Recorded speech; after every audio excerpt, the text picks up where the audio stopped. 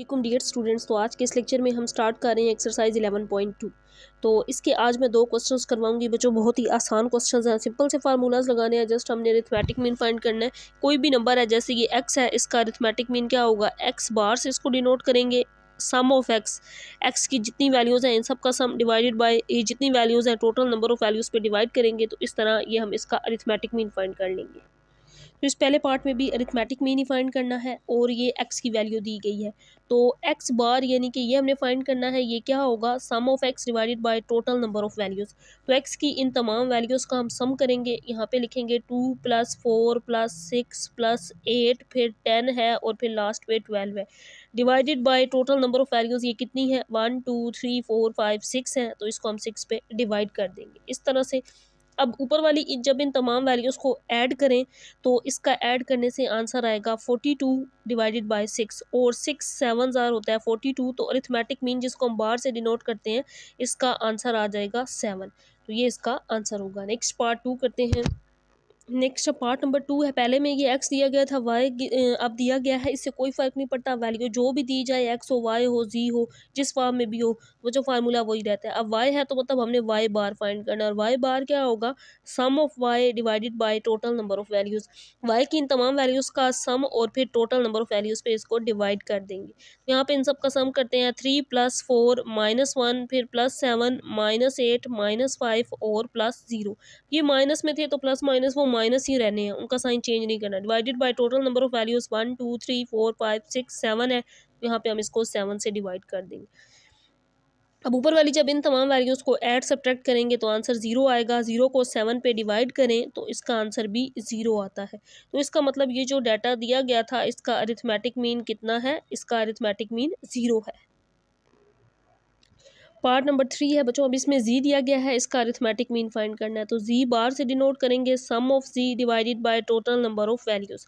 अब जी की इन तमाम वैल्यूज़ का सम और उनको टोटल नंबर्स पे डिवाइड। तो जी यहाँ पे ये 0 + 4 फिर +8 +12 फिर 16 है, तो 16 लिखेंगे, +20 +24 +28 divided by total number of values 1 2 3 4 5 6 7 8। तो यहाँ पे टोटल 8 है, इस वजह से इनको 8 पे डिवाइड कर देंगे। अब इन तमाम वैल्यूज़ का सम करें तो आंसर आता है 112। इसको 8 पे डिवाइड करेंगे तो 8 14 ज़ार होता है 112। सो अरिथमेटिक मीन कितना आ गया, 14 आ जाएगा। Part number 4। अब इसमें यू की वैल्यूज़ गिवन है, इसका भी अरिथमेटिक मीन फाइंड करना है, यानी कि हमने यू बार फाइंड करना है, जो क्या होगा, sum of u divided by total number of values. अब बेशक ये पॉइंट्स में है, इससे कोई फ़र्क नहीं पड़ता, उसी तरह कैलकुलेटर पे ऐड कर लेना है बच्चों आपने। 3.1 है, फिर +4.2, फिर +5.3, फिर 6.4, फिर +7.5, फिर हम लिखेंगे +8.6 और फिर +9.7। टोटल नंबर ऑफ वैल्यूज़ इनको काउंट करें, ये कितनी है, 1 2 3 4 5 6 7 है। यहाँ पे इसको 7 से डिवाइड कर देंगे। अच्छा, यहाँ पे मैं इसको दोबारा काउंट कर लेती हूँ। 1 2 3 4 5 6 7 बन रही हैं। को यहाँ बुक पे जब वेरीफाई किया तो एक वैल्यू मिसिंग थी जो मैंने नहीं लिखी। इसके बाद ना अगली वैल्यू 10.8 है, तो ये काम आपने करना है, यहाँ पे 10.8 लिख लेना है। बुक से मैंने वेरीफाई किया तो अब ये कितनी टोटल नंबर ऑफ वैल्यूज़ बन गई, 8 बन गई। तो अब जब इन वैल्यूज़ को, ऊपर वाली तमाम वैल्यूज़ को आप ऐड करेंगे तो आंसर आएगा 55.6 डिवाइडेड बाई 8। क्योंकि यू था तो यू का अरिथमेटिक मीन जब इन दोनों वैल्यूज़ को डिवाइड कर लेंगे तो ये आ जाएगा 6.95। ये इसका आंसर। अब लास्ट एक पार्ट रह गया है, पार्ट नंबर 5, उसको करते हैं।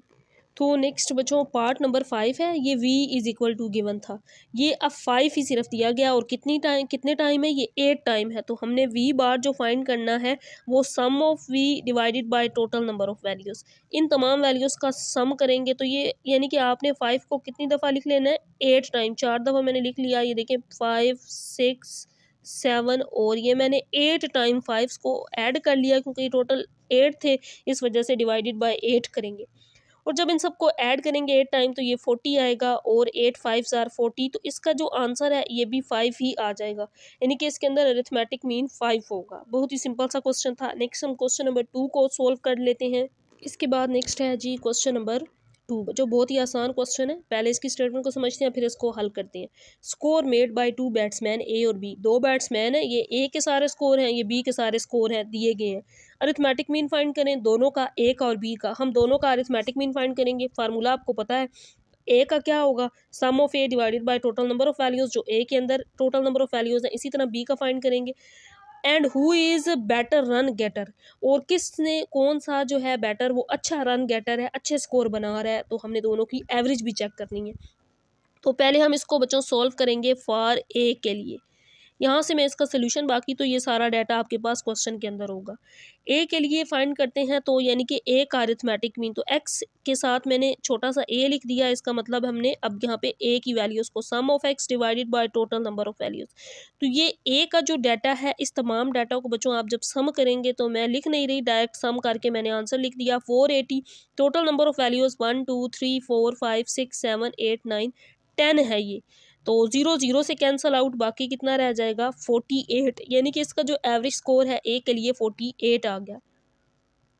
अब हम बी के लिए भी अरिथमेटिक मीन फाइंड करते हैं। तो ये मैंने पहले ए के लिए किया, यहाँ पे इसके साथ बी लिख देंगे, बार से डिनोट करते हैं sum of x divided by total number of values. अब ये बेटर बी है, जिसके बच्चों ये वाले सारे स्कोर्स, इन तमाम स्कोर्स को ऐड करना है, तो आंसर आएगा 336। इसको 10 पे डिवाइड कर देंगे, 10 पे जब डिवाइड करेंगे तो आंसर आएगा 33.6। अब इन दोनों में से एक चीज़ आपको क्लियरली नज़र आ रही होगी, ये 48 है इसकी एवरेज, यानी कि ये हर मैच में 48 तक स्कोर बना रहा है, और ये 33.6 33 के राउंड अबाउट स्कोर बना रहा है। तो किसकी एवरेज अच्छी है, बेटर ए की एवरेज अच्छी है। तो लास्ट पे हम ये भी लिख देंगे, सो बैट्समैन ए हैज़, ये मैंने यहाँ ये ए लिखा है, A has better average, A की एवरेज क्या है, बेटर है। So he is a better run getter, ये अच्छा रन गेटर है, अच्छे स्कोर हासिल कर रहा है हर मैच के अंदर, इसकी एवरेज अच्छी जा रही है, तो ये बी की निस्बत अच्छा बेटर है। तो ये इसका आंसर होगा। इंशाल्लाह इससे नेक्स्ट लेक्चर में हम बच्चों क्वेश्चन नंबर 3 से स्टार्ट करेंगे।